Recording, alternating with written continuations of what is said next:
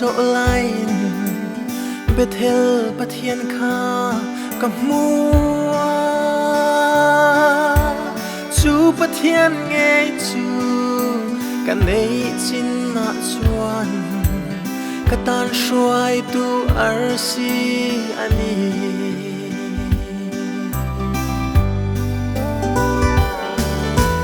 lunglu khamakhuwa ramka so lain Bethel pathian kha kamua Chu pathian nge chu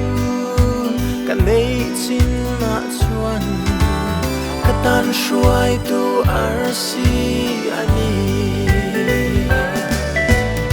amangai tatan chawa abuat sei lom na ro puita apat chuak ni tin o kata lalpa chu kanun shuai tu ro pui karin chan kachak na ber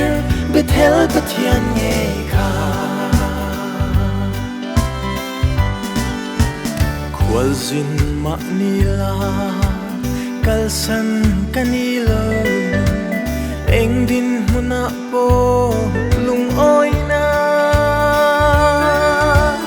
atrul ang sela lun namin pen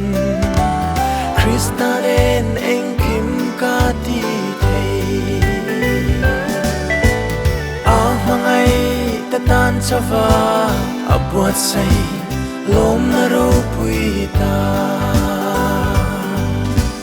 apat chuak ni tin o kata lalpa chu kanun shuai tu ro pui karin chan kachak na ber Bethel pathian nge kha nun eng ma lo hia eng kim kaneita van hau sak na kan trom pui si sum le pai theina alo tlem hunin achat na lut na a chian zual amangai tatan chawa abuat sei lom na ro puita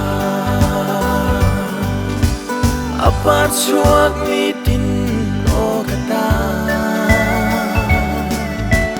lalpa chu kanun shuai tu ro pui karin chan kachak na ber Bethel pathian nge kha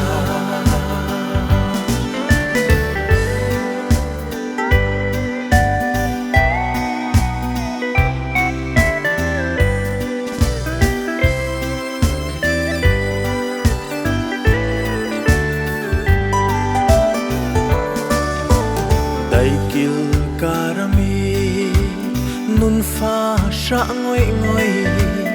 akut chak na in min shuai chua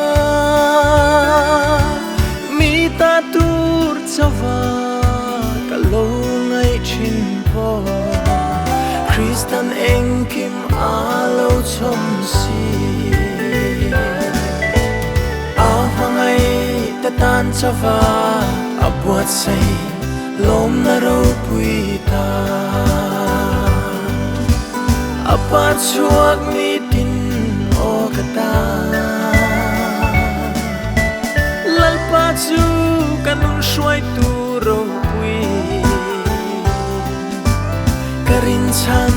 kachak na ber Bethel pathian nge kha